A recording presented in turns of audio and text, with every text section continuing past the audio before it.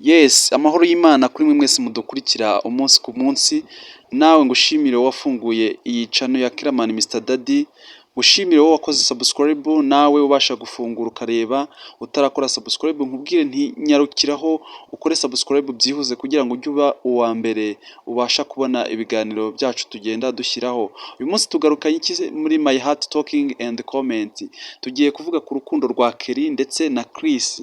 Aba ni abakinnyi bo muri iyi filime ya My Heart, ngira ngo mwese murabazi.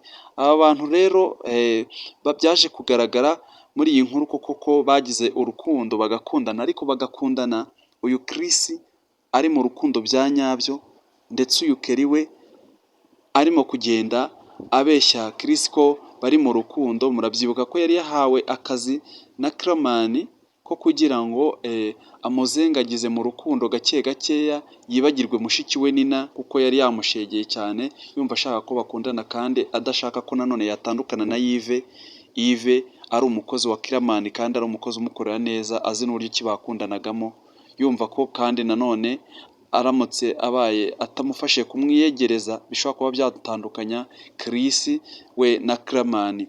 Afata gahunda rero yo kugiye gufata uyu Chris akamwegereza Kelly kugira ngo babe bari mu rukundo, akemera akishyura n'amafaranga atagira ingano uyu Kelly kugira ngo abe mu rukundo na Chris, bimuhuzahuze no gutuma atuza mu mutwe kugira ngo azabone uko avura umukunzi we Nyambo ikibazo cy'amaso yari afite ubumuga bwo kutabona, ngira ngo murabyibuka. So uru rukundo rwabo rero byaje kuba ingorabahizi, kubera ko bakundanaga nyine, umwe ari abifitemo inyungu y'amakashi, undi ari mu rukundo bya nyabyo.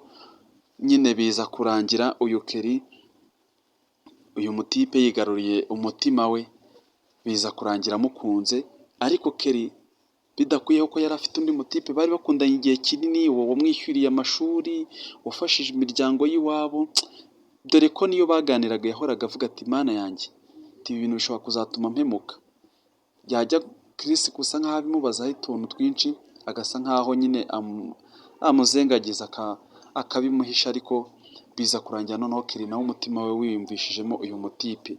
Uyu mutipe rero murabizi nawe ntagatinzagamo, nyine yaramuganirizaga, n'umutipe wabaga uri romantike, mu kanya gato akaba yanamuriye amaturu. Murabizi urukundo nyine rukarushaho nyine kumugurumanamo, biza kurangira Kelly rero nawe akunze uyu mutipe Chris ku buryo bukomeye cyane.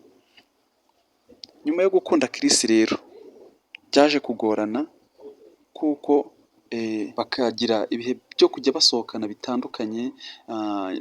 Urabizi ko ndetse n'uyu Kelly yaje gufata n'igihe cyo kujya kuba kwa Chris, kugeza ubwo umukunzi we Willy yaje kugaruka akajya abona Kelly yarahindutse, mbese atagikeneye kuba mu rukundo. Ariko murabizi nyine igihe cyose umuntu w'umugabo afata decision zikomeye cyane ku buryo zishobora gutuma nyine umuntu yisubiraho, cyangwa se akagira n'uko areba ibintu, akagira n'uburyo abikategorizamo kugira ngo abihe umwanzuro.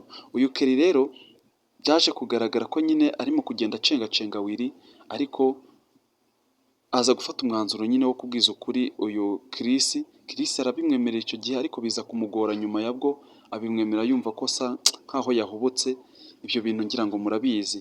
Biza kurangira rero n'ubundi uyu Chris ateye inda Kelly, akaba atwitiye inda Kelly, ariko aza kurishaka uburyo ki ayegeka kuri Willy bitewe n'ukuntu yakundaga Willy, kuko yazirikanaga uburyo ki yafashije imiryango yabo, n'iki yumva ko bitarangirira aho ngaho. Guys, mumpe comment rero ari wowe uko wabigenza n'uko waba wabifata. Genda James Legend ubagezaho izi nkuru. Amahoro y'Imana bane nawe.